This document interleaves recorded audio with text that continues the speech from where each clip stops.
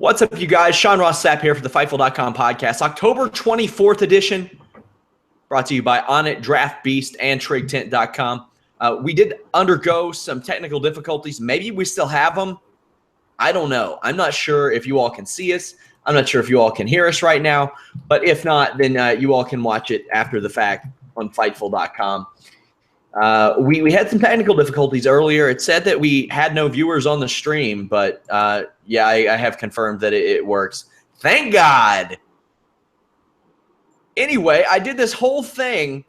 I already did the pitches, the Onnit pitches. You go to the podcast page, click the Onnit link. You'll look like Seth Rollins as soon as you pop one of the T pluses. That's all you got to do. Don't crush it up and snort it or freebase it or anything. But I mean, take the alpha brain. You'll work real hard. Then I went into this deal where I put over Alex Pawlowski because he has been promoted to associate editor. It's going to alleviate a lot of pressure from me. It's going to allow for more of Alex's work. It's going to allow for more interesting work from myself. But Alex, yeah, you're full-time with us now. Yes, I am. Very excited to be part of this full-time. Allows me to be stay-at-home dad in about 2.5 months. So looking forward to that too. But this is what I love, and doing what you love for money, can't beat that with a stick. It's a pretty good job. And as I told you when we had the conversation today, there's a lot of give and take. A lot of people think that it's a very easy job. It is not a very easy job. It is a very cool job.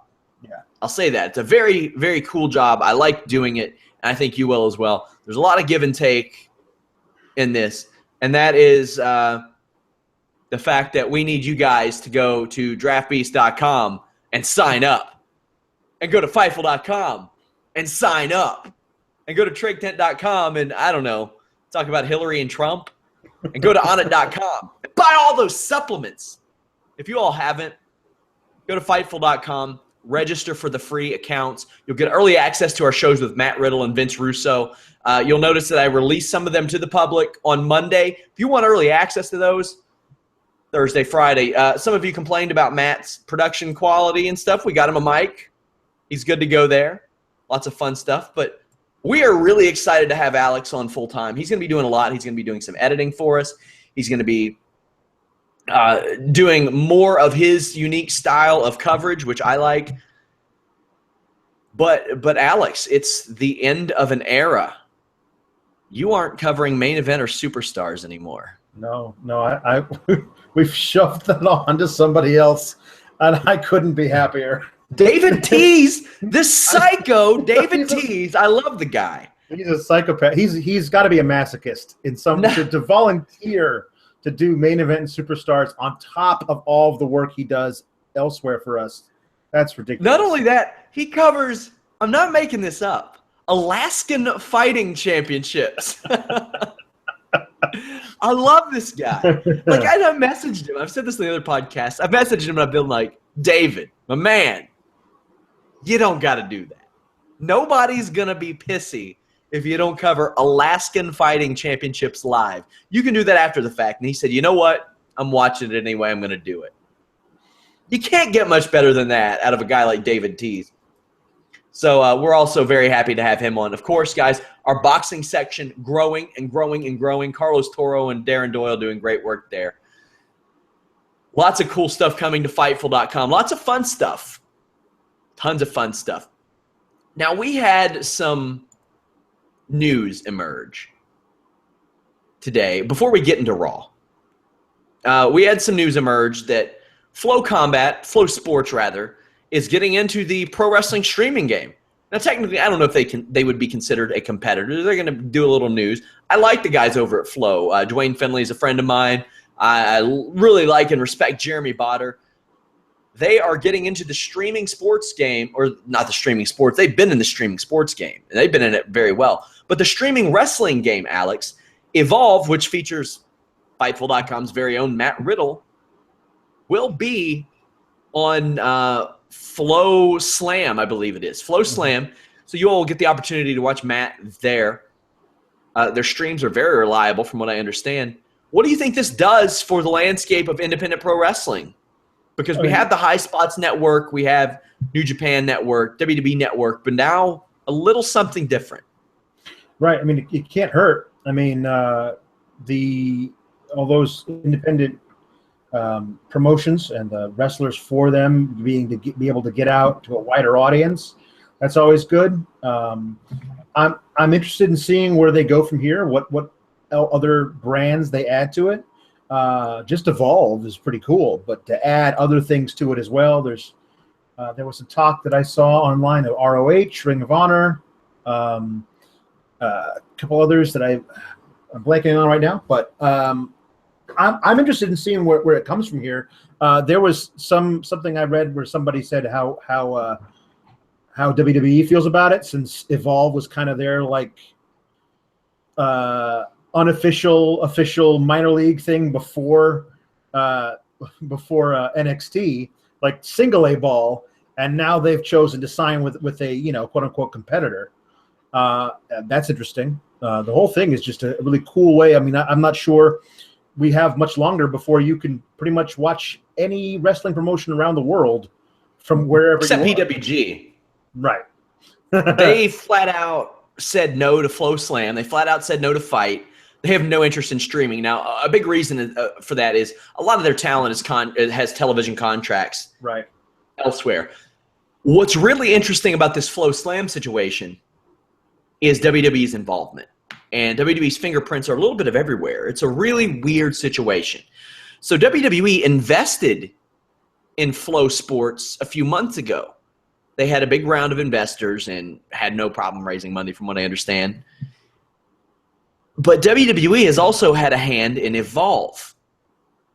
Now, this is a competing streaming service to WWE, but it is a little bit different. Also, WWE's there are rumors that Ring of Honor could join. I think that would be a good idea because nobody's paying that much for Ring of Honor's pay-per-views anymore, not the $40 they charge. I would try to get on there if I were them. But Matt Riddle mentioned on the air with us a few weeks ago, when he messaged, or didn't message, I think he talked to Gerald Briscoe, or he talked to somebody, maybe it was Regal or Triple H, can't remember, about him going to Ring of Honor. He said, listen, I don't want to mess up my in to WWE. You all cool if I do this? They said, how about you go to Evolve? And they set him up with that. So they've done that as well. They have steered wrestlers away from Ring of Honor and towards Evolve. And now those wrestlers that they have steered in that direction, it may just be Matt, I don't know. But they will now be featured on a competing streaming service. Now what this does is it brings more availability to wrestling fans, because we just had 2 straight weekends where there's no Ring of Honor pay-per-view, there's no TNA pay-per-view, there's no WWE pay-per-view, there's no UFC pay-per-view. We had a Bellator show. It wasn't a big one. But we had 2 really, really dead weekends. That might not happen as much. Now, I don't think that Shine's going to get that much attention. I think Evolve might. I think Evolve, it's already a cult product, but I think it could really evolve. Pun totally intended. It's a very interesting time for pro wrestling. And I had somebody that said, well, are you worried? And I'm like, I'm not worried. One of our podcasters is going to be heavily featured on this streaming service. I'm stoked. I'm excited. I think that's great. The better that they do, the better that Evolve does, the better that Fightful.com and Matt Riddle, who has become a friend, does. So very excited about that. Now, I guess we have to fill out some time talking about this Monday Night Raw. Boy. I'll say this. I love Braun Strowman. Oh, yeah. This guy's great. He's fantastic. I mean, a guy his size who is as natural as he is, like moving. I mean, he motors around the ring. And just I guess if we're skipping to it, there's a point where Jericho's looking for the list, and he comes around and he finds Braun Strowman holding it, and he says, "Give me the list." And Braun Strowman just looks at him and deadpans, "Say please." And it's just so great. I love him so much. He knows exactly what he is. If you are on Twitter, give him a follow on Twitter. He tweets the most ridiculous stuff about how he's going to kill a man with a sword, and it's just ridiculous. He has a hashtag he's created for himself, Monster Among Men. He's just I love the guy. I really do. I saw him at the Arnold Sports Festival, and the Arnold Sports Festival is a unique thing because, like, generally when you're around pro wrestlers, they're bigger than life all the time. Like, I remember the first interview I ever had was Al Snow, and Al Snow was not known as a big wrestler. Now, Al may have had a little help recently, but his arm, this is 2009, was about the size of my torso. Yeah, he was huge. Now, at the Arnold Classic, you see so many people who are abusing copious amounts of steroids that they make the WWE wrestlers look normal, especially NXT guys, because a lot of them are smaller. Braun Strowman was different. He stood out among everybody there. Yeah. I think he can be special. He does look like a star, which a lot of people always think it's a big deal. But he can talk. He can move a little bit. He's showing signs of improvement, and they have him in an angle that I am interested in. I am stoked to see him face Sami Zayn because I want to see how he does. I'm rooting for him to do well, but I'm rooting for Sami Zayn to get a really good match out of him because Sami Zayn, how can you dislike that guy? Right. No, the stuff they did last week where he called out, I'm going to go into the back and handle this on my own, and then Sami came out, did the shove, he walked away. But the backstage interview that I don't know, tiny Latina interviewer number 3 had with Sami Zayn, where she's like, "Why did you pick a fight with Braun Strowman?" And he said, "Because nobody else is going to." And I'm like, that's a guy you want to root for. Somebody's got to stand up to the bully, and I'm going to. That's great. Like, how do you not root for that guy? But yeah, Braun Strowman, Sami Zayn is the thing I think that can have legs.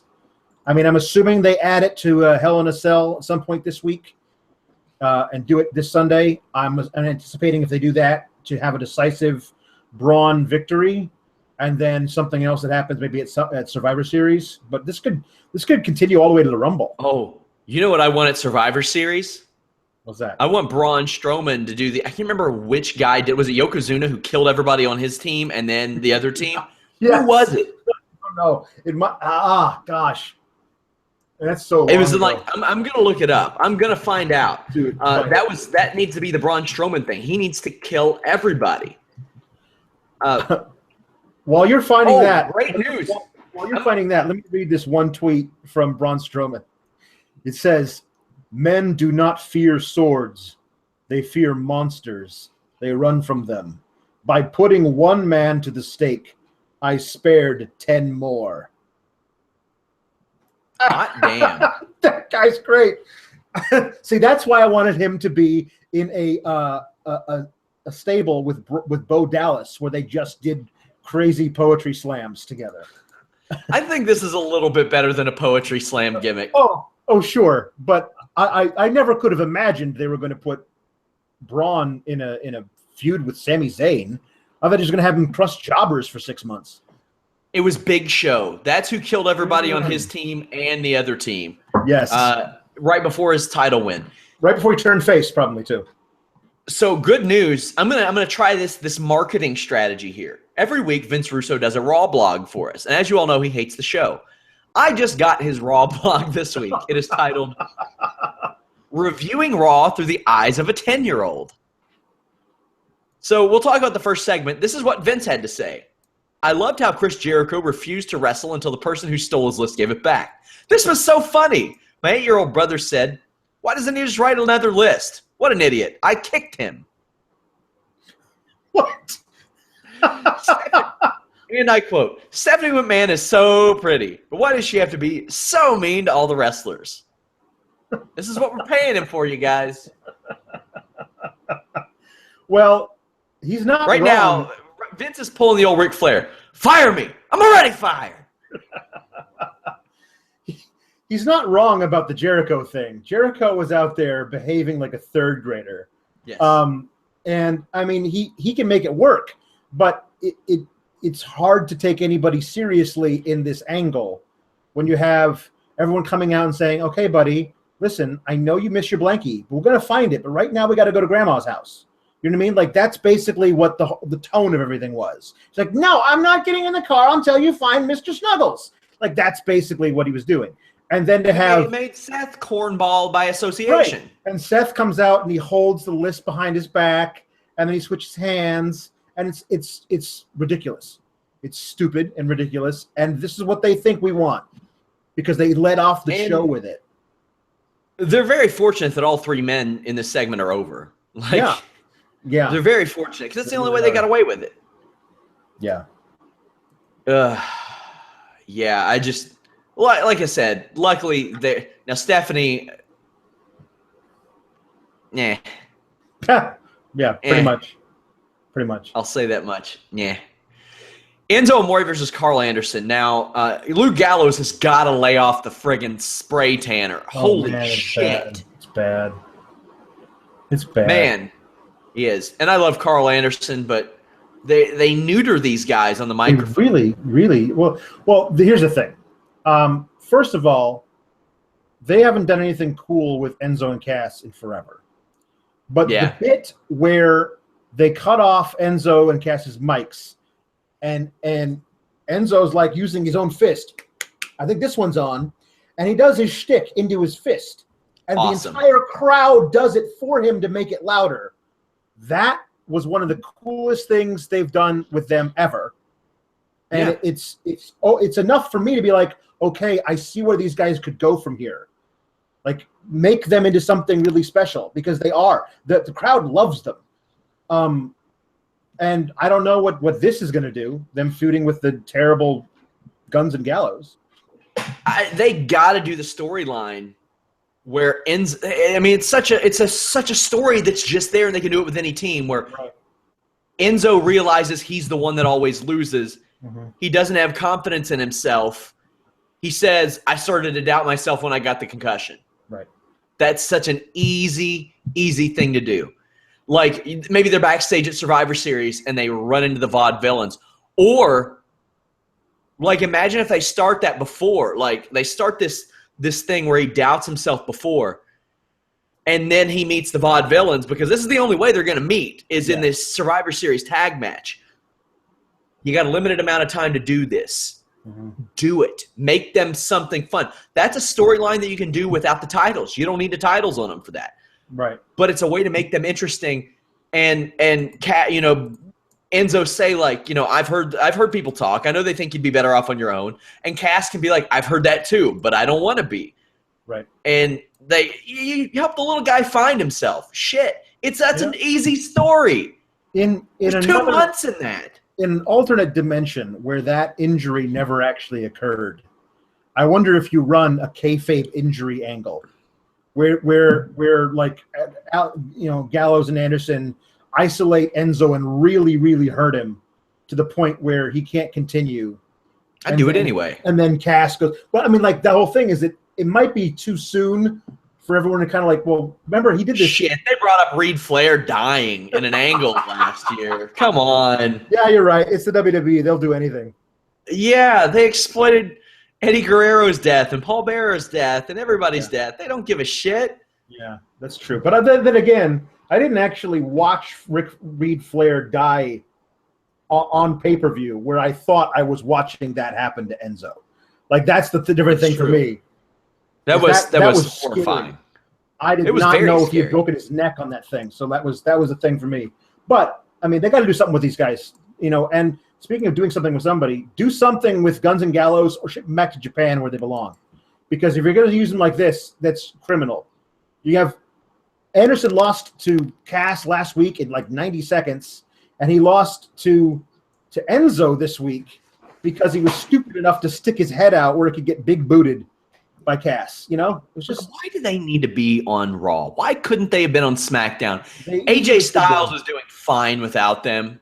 Yeah. I mean, let me just say that. He's doing fine without them. He's a special talent.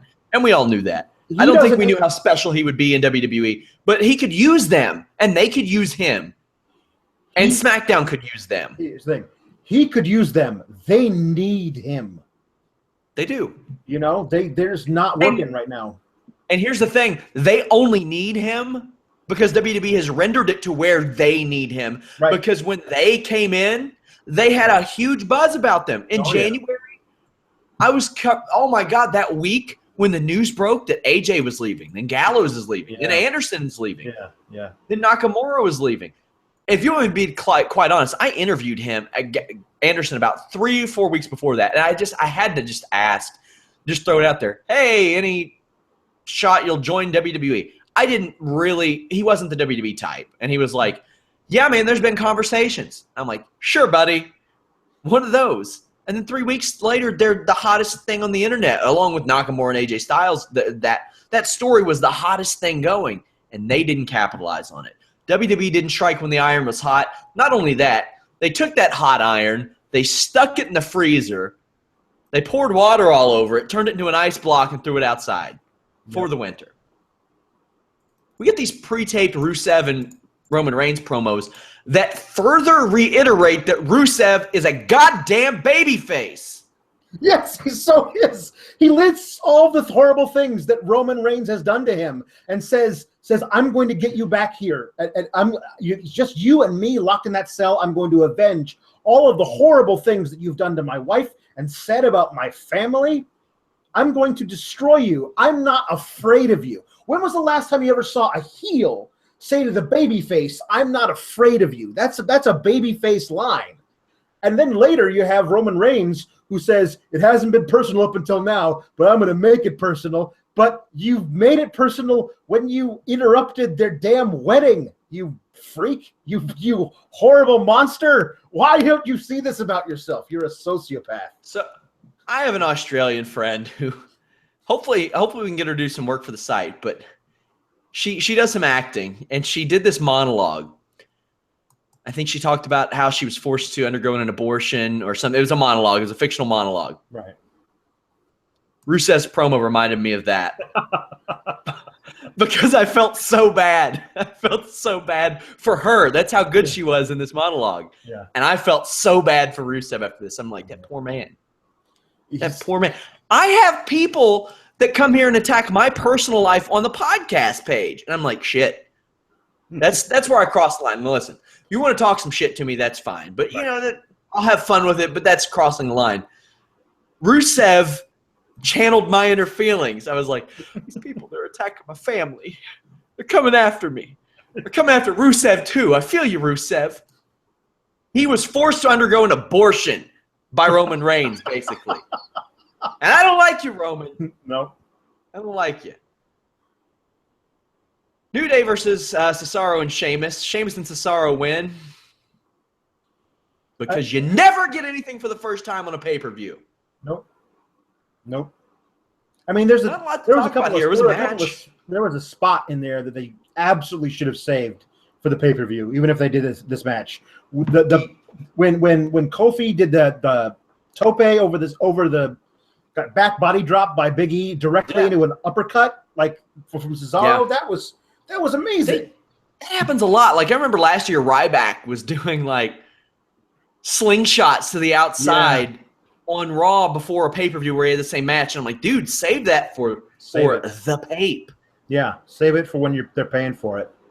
Because I again, this whole thing is like New Day comes out and they say words.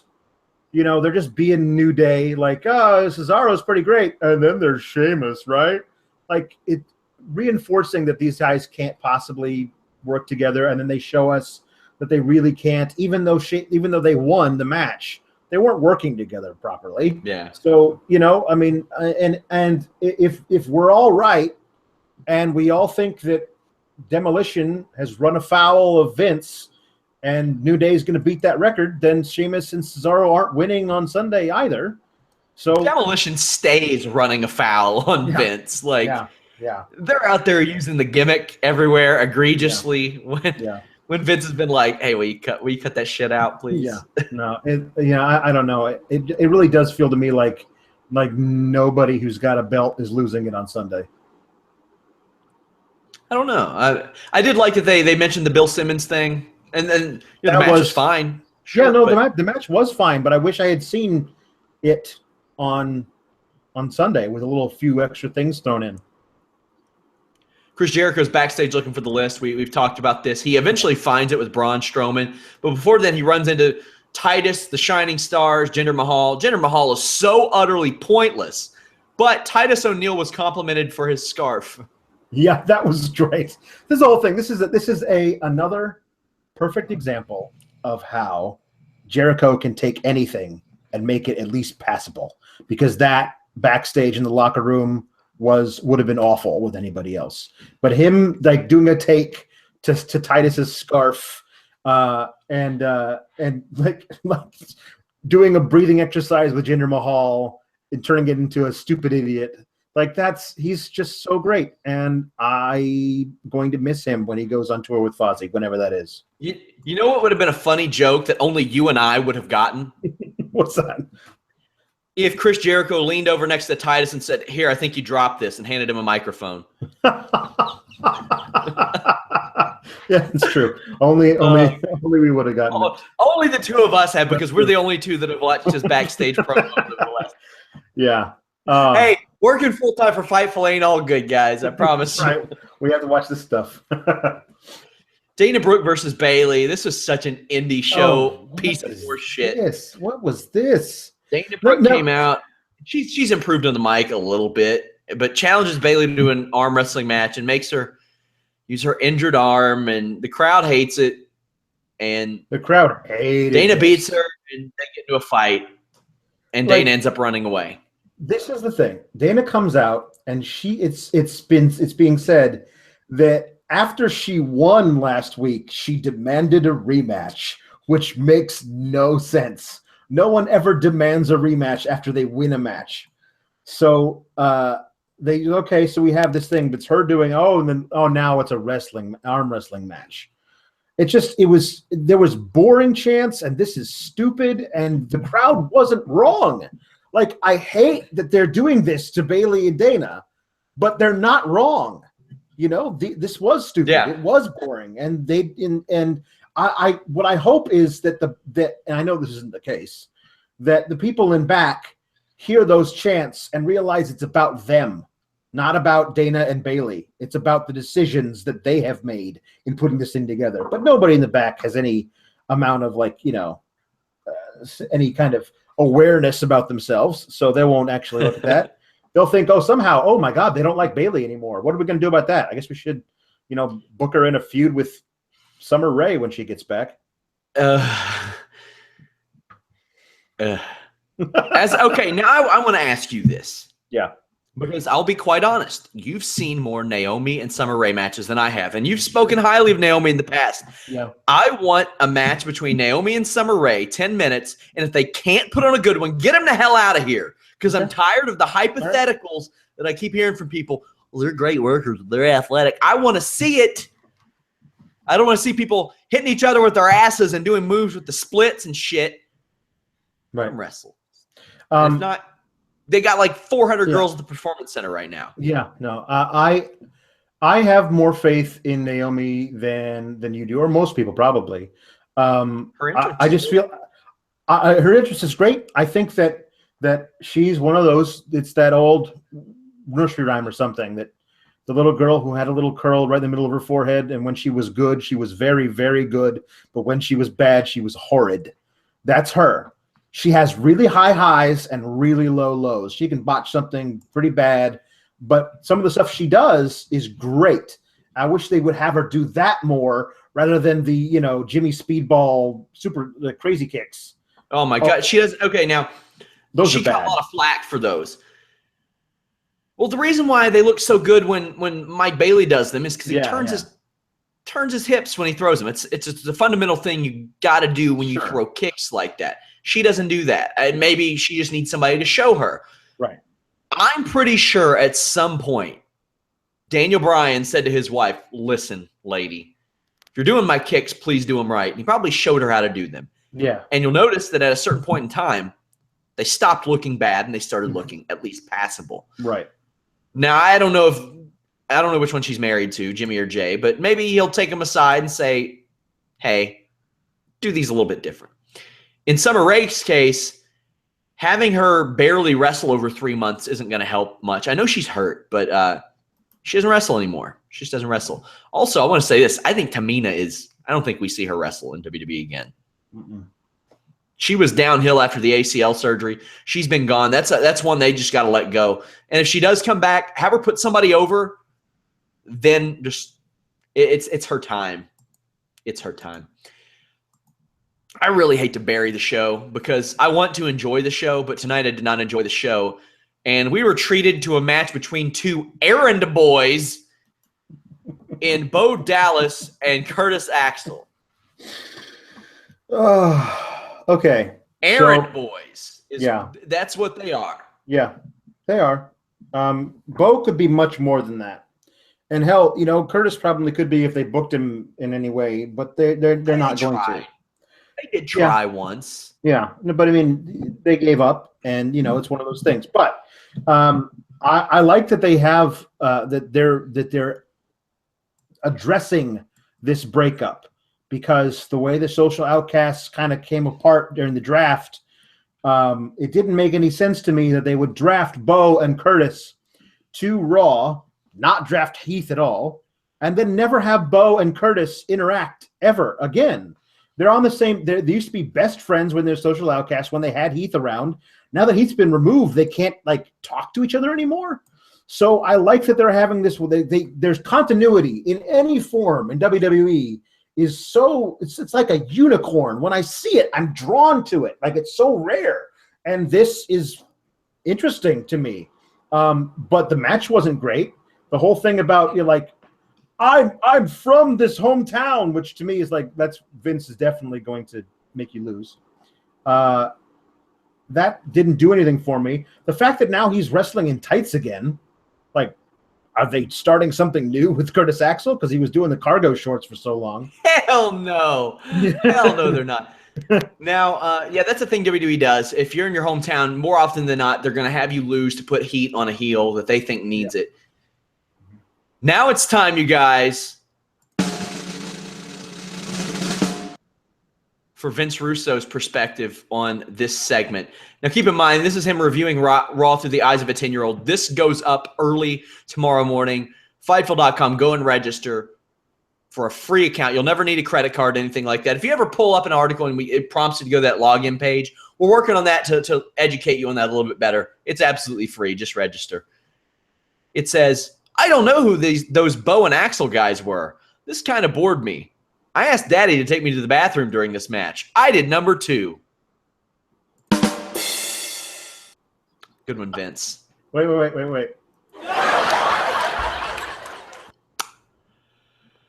Future and stand-up comedy, that Vince guy. He's heading to the UK this week. I don't know when we're doing our show, but we are. Who knows? So, Golden Truth with Mark Henry versus Shining Stars with Titus O'Neil. This was also pointless. Golden Truth wins. What? This is they've stretched out them trying to sell fake Rolexes to Mark Henry into 2 weeks of programming. Why does this match exist on television? They already went over by 10 minutes. You know the one bright spot I see in this is that hopefully next year Mark Henry can get his Andre the Giant Memorial Battle Royal win, because I thought he was going to retire after this year's. Mm-hmm. I hope he gets it next year. I hope because they don't use that trophy for anything, any other story. There's no other story. No. I want it to be his swan song. He's earned it. All they do is keep announcing that Baron Corbin won it 7.5 months ago? It's and that's fine that they do that, I guess. It's better than them not mentioning it at all. But and I was fine with Big Show winning it too, by the way, because sometimes you just got to have that big dude win the Battle Royal. Right. You just got to do it, or else after so long you can't build him as a threat in the Battle Royal anymore. Oh boy, the aforementioned Australian actress. I was about an hour behind on Raw at this point. And I was starting to get some unusual messages like, oh boy, oh crap, oh Christ. And I was like, what's going on? This promo is what was going on. And I caught up on it with the quickness, and I pieced together those puzzle pieces. And I was like, oh, yeah. Oh, yeah. I wish I could say exactly the terms in which I used in regards to this segment, but I'd probably get fired from my job. Sasha Banks and Charlotte. This was so shitty, especially between those two. And as our social media guy, Kyler James, pointed out, go follow him, by the way, guys. He said Mick Foley put them over for creating history, then immediately tried to talk them out of making history. Yep. What? Yep. No, why? What I wrote was that he says, some people say that Hell in a Cell might be too brutal for women to compete in, but it's a new era and women can accomplish anything. Having said that, you totally shouldn't do this. Like, that doesn't make any sense whatsoever. None. None. And to have him just howl and scream like some kind of crazy man, the beard doesn't help that look, by the way, at these two women about how, dude, you don't know, man, that cell, it's going to follow you around. You're not even going to know. You're going to turn around and it's going to be there. That cell's going to be there. He should have done this in reverse order. And then when they said, we know what we're getting into, Sasha saying, I've studied every Hell in a Cell match on the WWE Network. So scripted and so bad. So bad. Like, what? See you in Boston. See you in hell. What's the whole thing?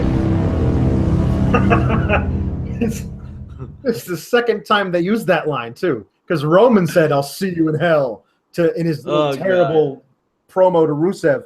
They're having just Charlotte screech at Mick Foley about how you don't know anything. I'm ready for this. And it was just, I don't know how they thought this was going to sell the match in a way that just showing, here's what you do. Just put together a 2.5 minute video package of their matches in NXT and the last couple ones they've had in WWE. Just play that. Why can't Roman get a squash match? Why can't he obliterate some poor jobber the week before? Yeah. And then you know what I would do? I would have him meet Rusev on the ramp. A bunch of security has to come out. That way they know beforehand you got to keep them separated. Yep. And then Rusev destroys a jobber right after him. They try to one-up each other in killing jobbers. And they stare each other down, something, anything. Just, I don't know. Jesus. But yeah, that promo sucked. Brian Kendrick versus Rich Swann. Now they're fine in the ring. Not going to complain about anything there. I don't know what the hell they're doing with this division. I have no idea, no direction. TJ Perkins is on commentary. They make him very vanilla. They did this backstage vignette that, again, made me feel terrible for the heel because Brian Kendrick is sitting there saying, I feel I need to feed my family like I fed you. Remember that guy when you were homeless and I fed you? And TJ Perkins is back there like, oh, hey, mister, press pause real quick or I'm going to have to press reset on our friendship. Because at Hell in a Cell, I'm going to spam the turbo button on your butt. Oh, Jesus. Why?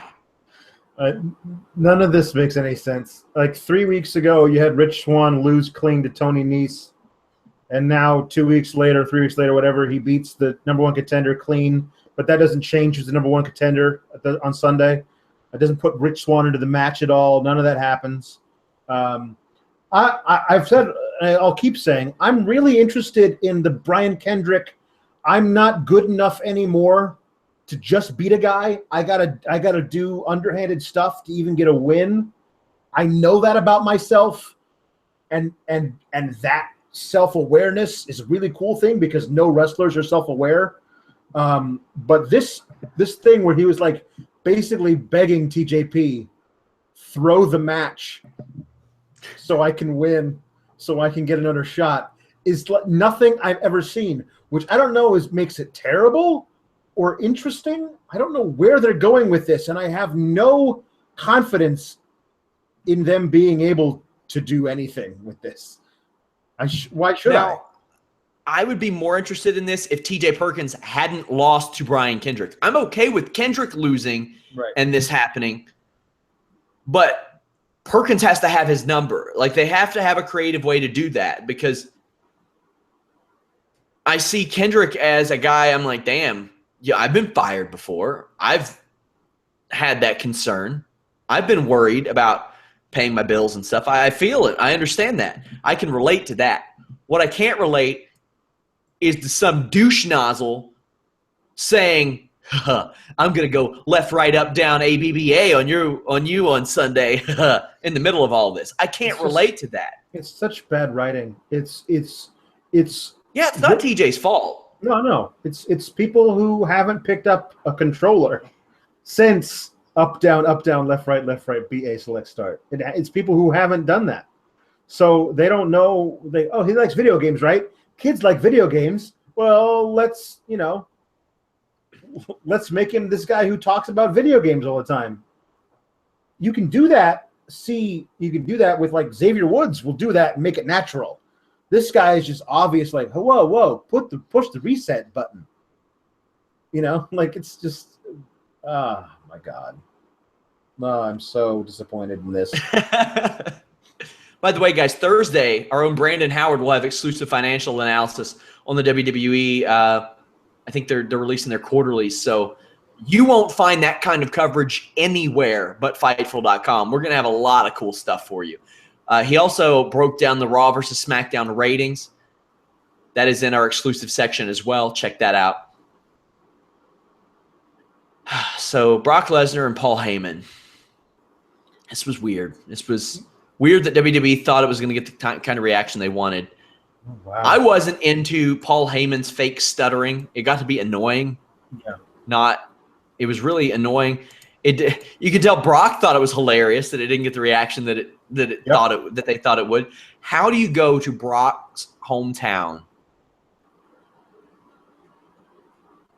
and expect him to get a negative reaction against Goldberg, who over the past, probably the past 17 years has been polarizing at best? Yeah. It did not make any sense to me. None of this made any sense to me. What they were trying for, it almost felt like Paul was rebelling against the creative by doing the stuttering thing. Like, that didn't make any sense to me. That's not something that Paul Heyman does. The idea that they're begging Goldberg chants, like, even by having, like, say, hey, if you guys keep saying cheering for Goldberg, then Brock's gonna have to come out into the audience and smash one of you guys, because what crowd wouldn't go bloodthirsty for that? But not there, not in Minneapolis. You know what I mean? There's other things you could do. Is it? I mean, I guess the problem is they don't have a nice lower mid-card baby face that everybody loves to cheer for. Like, if Brock came out and just destroyed James Ellsworth. You know what I mean? Like, that's what you have to do, something like that to build the real heat on Brock Lesnar, because too big of a percentage of the fans just like watching him chuck dudes around the ring, and they're not going to boo him. They're just not going to do it. So it just doesn't make a lot of sense to me that you could expect them to start doing it, even with being egged on by Heyman. Also, guys, your prayers have been called. We found somebody to cover Total Bellas. It's not Vince. It's not Alex. But we found somebody. That'll be covered from here on out.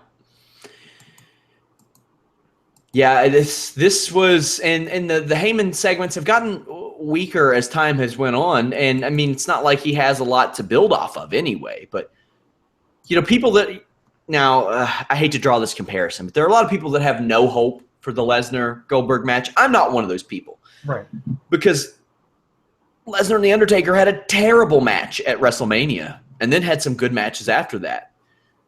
So hopefully a similar thing happens. I'm not going to hold my breath, but you never know. They're teasing the Owens-Jericho dissension. When do you think they pull the trigger on it? Oh, also, I want to say this.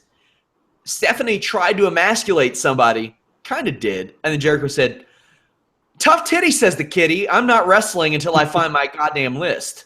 Right. I like that.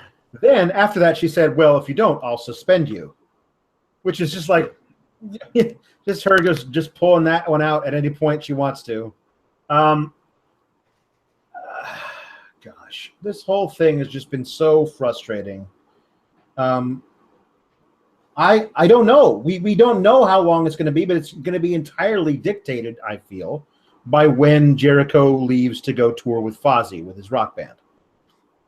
Just signed a new record deal, by the way. And he'll want to promote that in some fashion, and that's totally cool. And it's in his contract that he gets to do that. And they've kept him around a lot longer than they thought they were going to. So, but every single Raw that we still have him is as bad as the rest of it is it's a gift. It's the gift of Jericho, and we all need to drink it in, man, because when he's gone, I don't know what there's going to be, what levity there's going to be around. And they're teasing it, and I don't like it because I there's nothing on the horizon to say, well, they're going to use it as a breakup here. Maybe somehow they have like a match at a Survivor Series, just a one-on-one match, two Canadians going at it, and if that's Jericho's goodbye, I'm cool with that. I would think they would be part of the Survivor Series matches, but maybe that's not in the cards. The main event, which was kind of pointless until, like you said, the last 30 seconds. Rollins pinned both men. It was a fine match. Nothing wrong with it. Per usual on Raw. Most matches you see on Raw are going to be at least fine. Seth Rollins gets laid out by Kevin Owens, who does basically a callback to the Sami Zayn turn where he power bombs him on the apron. I thought it was a good way to end the show. Yeah. Strong way to end the show. Yes. Made Kevin Owens, all the goofing around he's been doing with Chris Jericho, he needed something serious like this, and I'm glad they gave it to him.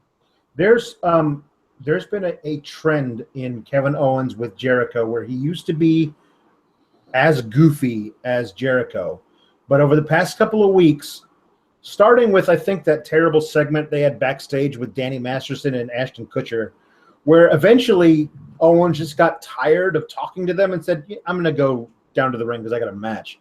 And he wasn't part of that anymore. And since then, it's been more like about that, where like Jericho's like, well, my list, I got to find my list. And Owens like, dude, we'll find your list later. We have to beat up Seth Rollins. Like, he's kind of a no-nonsense thing, which is what I want from my heel champion. And this is the first time they've allowed him to look strong basically since he's had the belt. You know, like him really like being the Kevin Owens that we all like love to hate in NXT, and when he first came up to the main roster, that's the guy that I've been wanting to see as champ. So you had this whole segment, which was, you know, we all just thought that eventually that in this match Jericho was going to turn on Owens, even if by accident, by, you know, throws a punch, but his cocks his elbow back and hits Owens, something like that. But that never happened. They were on the same page. They lost in a really hokey little way, fine. But immediately after that, they commenced the beatdown, which is what your heels should do at this point. Now, I love the idea that it was Rollins not being able to let it go that led to him then being powerbombed on the apron. Like, he just would not stay down. He wouldn't let it go. And eventually Owens said, enough. I'm putting you down. You're going to stay down.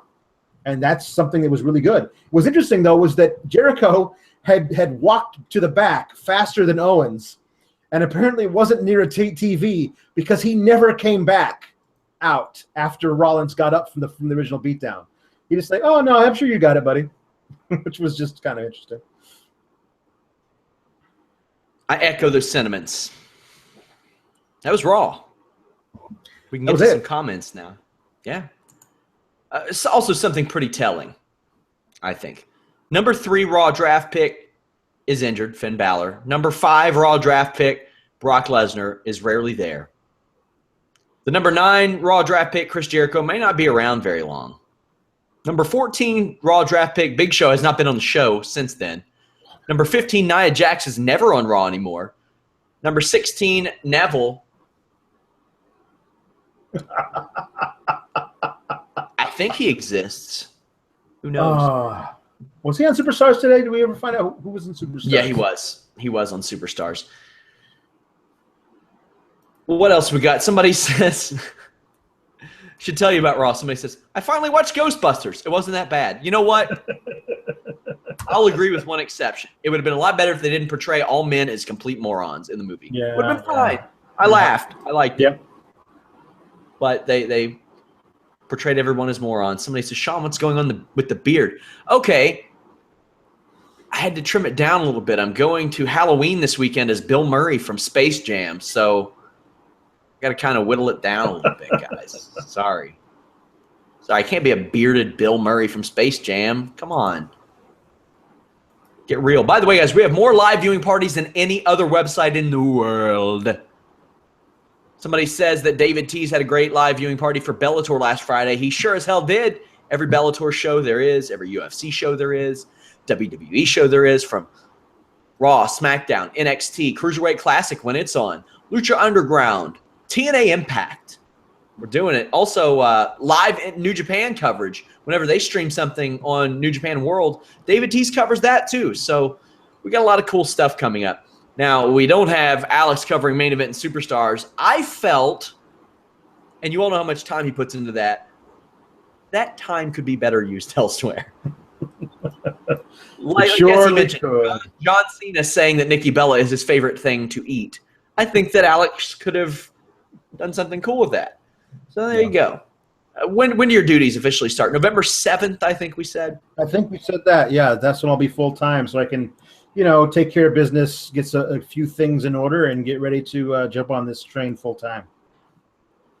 Still no UFC shows for 2 weeks. 2 weeks. By the way, I got to mention this. Uriah Faber retiring. 37 years old. His last fight will be in December. There's a lot of people that are kind of romanticizing Uriah Faber. I think that he was a good fighter who couldn't beat really good opponents, with a couple of exceptions. He beat a young Dominic Cruz. But other than that, you look up and down that record, I don't think that he is, as some people are saying, on the Mount Rushmore of MMA. I wouldn't go that far, but he popularized the lighter weight fighters. I think, in my estimation, he did. He was the first superstar of all those. Sad to see him go, but glad that he's getting to hang them up in Sacramento. I think he's going to beat Brad Pickett as well. He'll probably get to go out with a win. Shane Carwin says that he has accepted a fight with Fedor Emelianenko in Ryzen. If that's true, I think Carwin can beat him. I really do. I think Carwin still has the punching power. Well, we know he at least has the punching power to knock out Jason Ellis. Also, you boys are going to like this. UFC has eliminated its anti-piracy division, so go crazy, guys. It's the Wild West out here, Alex. Yep. Antonio Bigfoot Silva now a free agent. He's probably signing with Ryzen, so he can get on that TRT. Send in questions, guys. Fightful.com. Go to the podcast page. Leave them there. You know what? I might answer some from the YouTube savages. They bitch at me, but I'll do it. I'll answer a couple questions from the YouTube savages. Somebody says bring back Flash Funk. Hell yeah, bring back Flash Funk. Too Cold Scorpio is the jam. What do you think, Alex? I was a huge Too Cold Scorpio mark back in the day. I loved Too Cold Scorpio. I loved fantastic. Him stepping.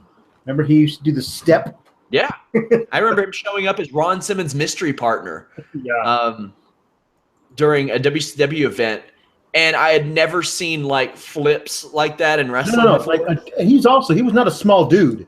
So he was doing when he busted out the 450, when I first saw the 450, I thought my brain broke. Like that's like, like at that time in wrestling history, you just didn't see that, especially from a dude who was as big and as muscular as he was. Yeah. Like 5'11" and 230? Yeah. No, that was not a 30? Yeah. People don't realize how big that really is. Like that's 25. That's a UFC heavyweight. Yeah. That's like not Cain Velasquez, but that's a big man. It's a big man doing that stuff. For those of you not familiar, guys, our Fightful podcasts every weekday. Also, Monday nights we do the post-Raw show, obviously. Tuesday night, post-SmackDown show. Wednesday evening we do MMA with Showdown Joe Thursday afternoons. Go register at Fightful.com to get early access to the Matt Riddle Show where we talk MMA, pro wrestling, all kinds of stuff. We're obviously going to talk the WWN Flow Slam stuff this Thursday. Fridays with Vince Russo, that maybe switched around a little bit this week. We talk all kinds of news, BS it a little bit. We also do post-UFC shows, post-WWE pay-per-view shows, all kinds of cool stuff. The New Japan Wrestle Kingdom trailer is up on the site right now. Alex, you got anything that you're looking forward to this week in pro wrestling? I'm always looking forward to SmackDown. I mean, I don't have to cover it, so I just get to watch it, which is nice. And I'm looking forward to seeing what they do with that. Plus, Lucha and NXT, those are my jams. Those are probably my two favorite shows to watch. I'm at this point, I am not looking forward to Hell in a Cell. Amazingly enough, I think it might be good, but I'm not like, oh, I can't wait for Sunday. You know, I felt like I was that way for No Mercy, but I'm not that way for Hell in a Cell, which is crazy. I usually love those matches. Let's take a look at this card real quick. We'll do some predictions really quickly since this is the Raw show. Enzo and Cass versus Gallows and Anderson. If I'm WWE, I put the club over here because they need it, and I would love to further that. Enzo is the weak link storyline. Yeah, especially if they're on the pre-show. Pre-show doesn't matter. If they're kicking off the main show, I feel like they put the baby faces over to get a big pop out of the crowd. But I'm not really sure. I mean, I agree with you. That's what they should do, but they might not. They might just say, well, we want to give, the good guys a big win. New Day versus Cesaro and Sheamus.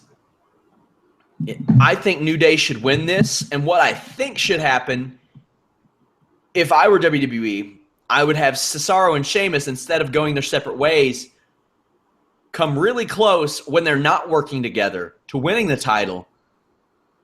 And then finally backstage, they're like, imagine if we worked together and they earned their way back. And if they get over that way, then maybe they can be the ones to unseat them a couple months down the line after the demolition record's been broken.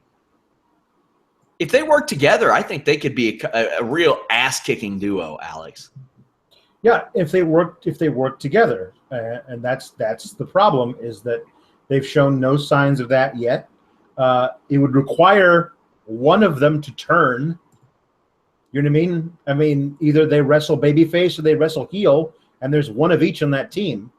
So I don't know which one how that goes. But I think everyone really loves rooting for Cesaro so much but it's also going to be a really tough sell to get people to root for Sheamus after everything you've done to make him, be unroot forable. To have him, I feel like it's a lost cause, but I would love to see it come out the way you're describing. I just don't feel like that's a possibility at this point.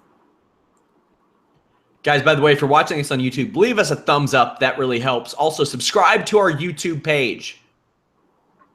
You get tons of you watching the videos. Just subscribe to the damn page. TJ Perkins versus Brian Kendrick. Do you think Kendrick gets it done here? I'm going to say yes. I'm going to say that he is working that sympathy angle. He might have another promo with Perkins before their match at the pay-per-view, and where he kind of convinces maybe Perkins to go a little easy on him, and Perkins hesitates at one point where he has the match won, and then Kendrick steals it and proves to Perkins, you can't trust anybody, especially me, kind of a thing. But I think they got to pull the trigger with Kendrick sooner or later. They're dragging this out a little too long. I agree. Completely agree with that. Now, here is perhaps the most interesting prediction of the night. What match goes on last, Alex?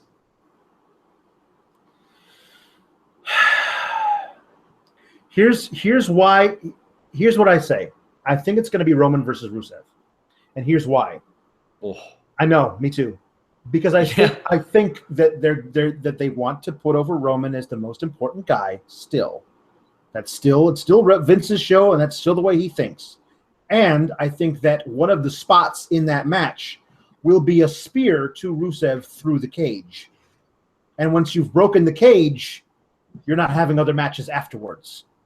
So I feel like that's going to be part of that's going to factor into that match.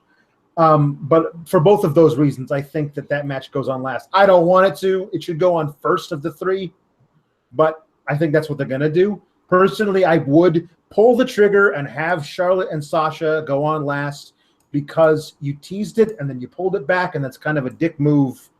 So just have them do it. Just have the main event it. I hadn't thought of your spear through the cage thing, but it makes a lot of sense for a couple of reasons. Sasha and Charlotte have history on their side already, being in a Hell in a Cell. Seth Rollins and Kevin Owens don't need to break the cage. I don't think the WWE thinks that. Rusev and Reigns do. Now, they started with that triple main event BS. Yeah. We know the formula there. We know what that means. That's their way of – that's the same thing. Like CM Punk complained about it on the podcast. Come on, that's not really 3 main events. There's one main event. Yeah. One main event. Yeah, I think Reigns wins the Rusev match. I think we've established that. Kevin Owens versus Seth Rollins. Who you got? I've got Owens. Because it's still too early. They still have more things they can do with that, especially doing something with Jericho to break up that feud up. Maybe it is needed though. I don't feel like I'm ready to root for this Seth Rollins yet. He hasn't completed the babyface turn, and I don't think he does until he gets his hands on Triple H again. And I don't think that's happening. Let him be the captain of the New Day again. That'd be nice, but I don't think they're doing that. I think that this whole turn of Seth Rollins won't be complete until he's doing this thing with Triple H, and I don't think that's happening at Hell in a Cell. Guys, go visit Fightful.com as always, please, throughout the day, the night, the morning, the early morning. Don't sleep. Just go to the site, please. Just please do it. Share it on Facebook, Reddit, in Facebook groups, Twitter, all that good stuffs. Share our stories. We have little buttons that allow you to. It's pretty cool. Also, follow us on Twitter at Fightful Online and on Facebook at Fightful Online. Cool stuff there. Does Sasha Banks get it done, or does Charlotte extend her pay-per-view winning streak?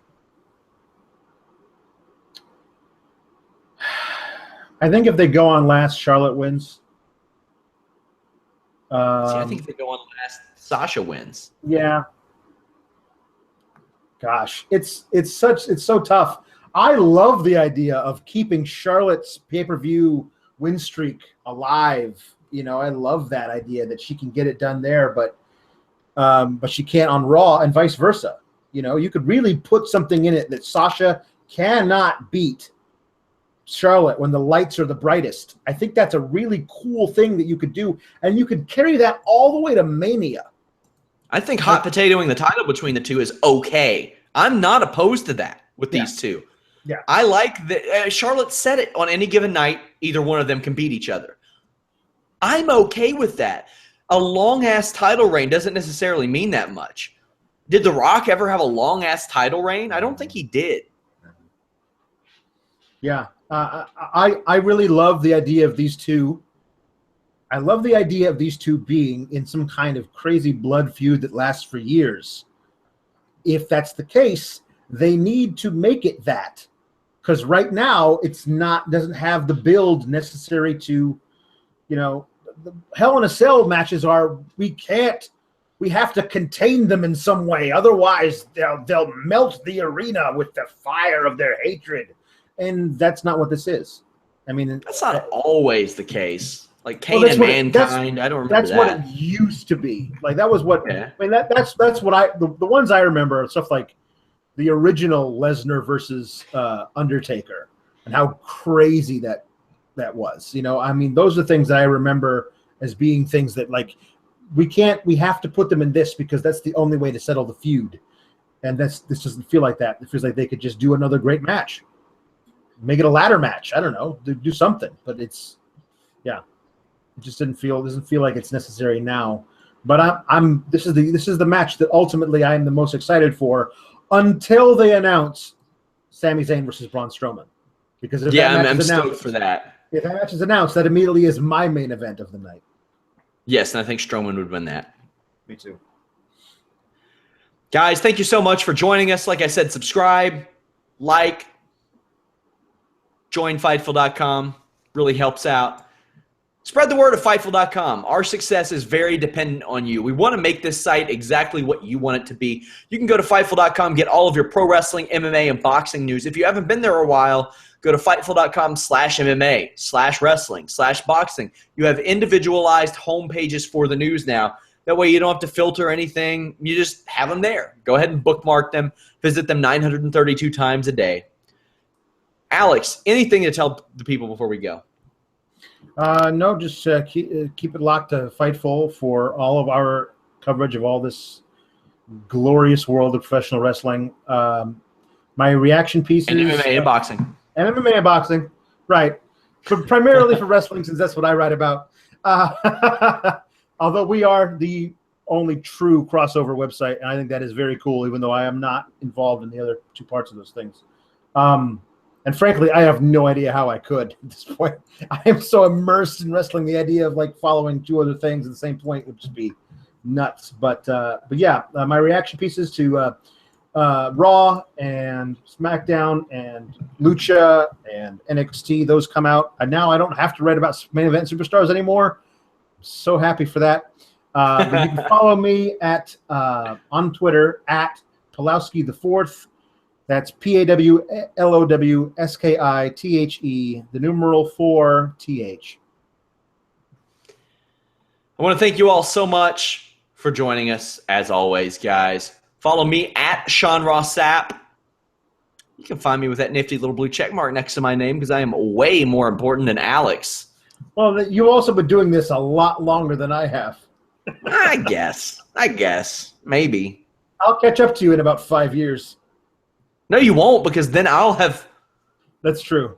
I'll catch up to where you are now in, 5 years or so. Wrong. You're such a nasty woman. Guys, until tomorrow night, we are out.